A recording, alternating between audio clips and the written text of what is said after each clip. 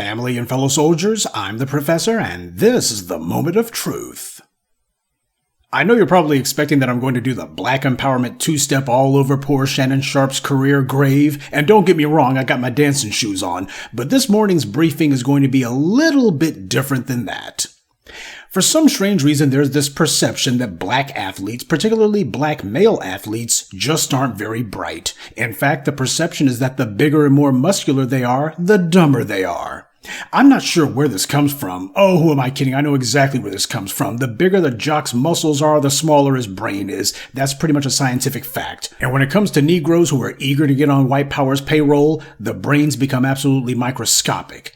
White power believes in doing brain typing. They know how to size a Negro up to see what kind of mentality they're dealing with. They do all of these little things that most black folks are completely and thoroughly unaware of, especially if they're just too giddy in the behind to get in good with the dominant society. It's not enough to simply be a great athlete or a great talent. You also have to prove to them that you're desperate for their validation. That's crucial and key because black men with pride, they won't take the abuse or the disrespect. And the ones who are smart will know better than to let their white agents, managers, white friends at those parties in the hills get them hooked on drugs, or more than likely, bring around some white thoughts to go ahead and hook them that way. For too many of these Negroes, that's the pale blackjack that never misses, and these fools never learn. When they set a Negro up, they'll sit on that information for years before they finally spring it on them. These dumb jocks think that they got these women wrapped around their finger, never realizing the legal landscape is tilted totally in that white woman's favor. It's been over 100 years since Jack Johnson, and these black athletes still ain't learned yet. No cure for stupid. Poor Shannon Sharpe. And I mean poor literally. He went ahead and entered into a settlement with that thought that he was doing race play with. She wanted $50 million. Clearly he didn't settle for that because if you give a plaintiff what they want, that ain't settling. Now, according to the white media reports, Shannon Sharpe's net worth is somewhere between $14 and $30 million. So that being the case, any settlement would have to be in the single digits unless he's dumber than I thought. But whatever it was enough for that little skank to announce that she's gonna retire, quote unquote, from OnlyFans. Considering how poorly OnlyFans pays their free-range thoughts, that's not saying much. Now, why does this keep happening over and over again to the same cast of characters? It's because these black celebrities fall prey to it since they con themselves into thinking that they're geniuses who figured out how to navigate their way around the racial minefield of America. In these people's minds, there is no racism. Their eyes have been opened. Why, if there was racism against black people, then how did they get that NFL contract? How did they get that contract with that white media studio? Or that white record contract? Or that government job or political office? If there was racism against black people, then why are these white managers and these white agents and these white representatives and even these white mega millionaires and billionaires and all of these nice white people around them, why are they being so nice to them if there was anti-black racism? They all want to see themselves as being smarter than the rest of us, and they never realize that they were cherry-picked precisely because some white person with resources saw them for the compliant, subservient tools that they are. Now, considering the adamant and, at least for the moment, unwavering stance that he was taking a couple of months back, why is it that all of a sudden he's doing this 180? Well, it's almost surely because his reputation is taking a hit with all this going on, and the fact that these race play recordings being made public, that's certainly not the kind of drip that he wants going on, because the white media is going to have a field day par excellence with that one. So, obviously, he's hoping that the sooner that he can settle this all, the sooner he can bury this issue and get back to podcasting or being on ESPN, etc. When you're black, they don't let you do that. Also, now that he's settled once, it's like any other form of extortion. Once you show the blackmailers that you're willing to pay, they'll just keep coming back and coming back. There's already other skanks from Christmas past who are waiting in the wings, and don't be surprised when the same Texas shyster lawyer who represented this first accuser comes back representing some of those others.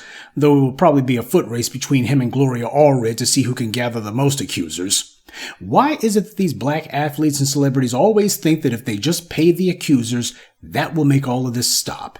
Because he caved once, there will definitely be others now. Michael Jackson also thought that he could treat the accusations against him as a one-and-done anomaly, a PR issue that needs to be quietly handled, and that it would all go away. He found out the hard way that's not how this works. Once you show that you'll pay them, this will encourage more.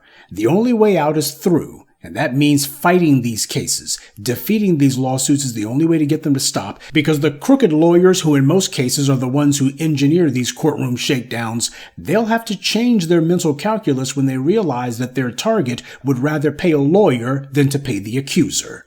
This is the problem with Negroes who live in their own bubbles and tell themselves that they're hot stuff.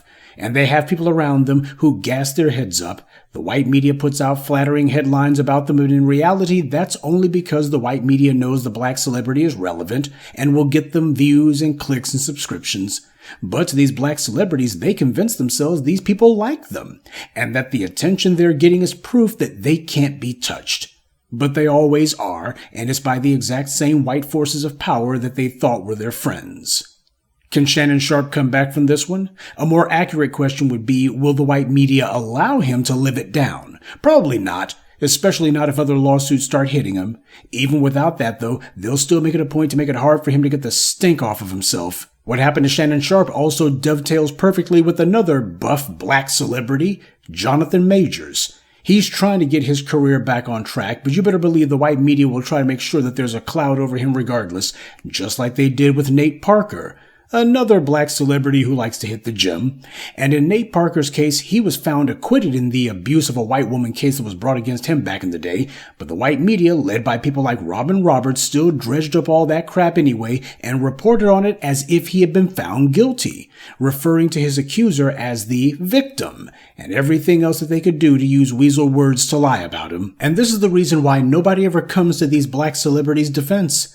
These people think that they've graduated from blackness, and black athletes are some of the worst offenders in this regard. I guess because they run faster than most, jump higher, or are physically stronger than most. They think that means that they're some sort of supermen with superior strength and superior intellect. They believe that they can lecture us and tell us that racism isn't a thing because of what their own personal circumstances are at the moment. White power loves to take these chumps down, because white power loves a cruel prank, especially one that takes a long time to pay off. They love sitting there letting their target think that everything is normal and that they got friends around them when they really don't, and having a good laugh at this person's expense, knowing that when it comes time to drop the bomb, it's going to completely destroy them. They love that kind of cruelty.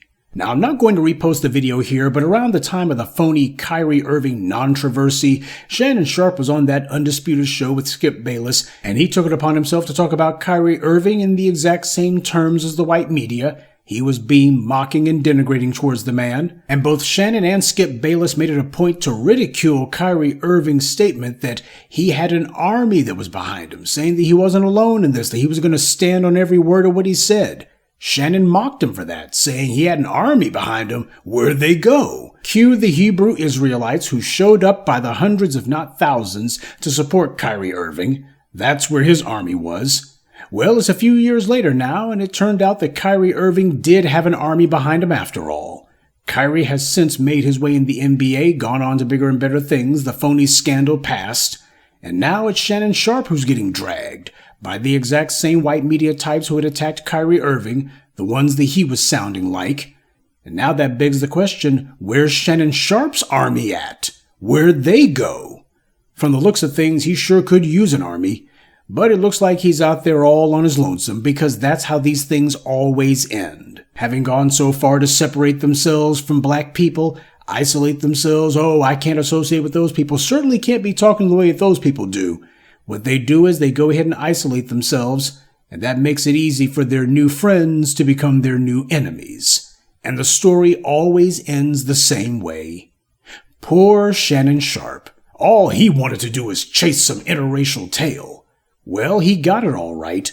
Only the tail he caught was a cautionary one. Good day, and be one. I'd like to take a moment to mention some of our contributors. Alfredo Roberts, Wesley Monroe, Frederica Moore, Black to Deaf, and Daniel Gambrell. Salute to them, and thank you to everyone for listening, liking, and sharing this message. Black empowerment only exists because of you.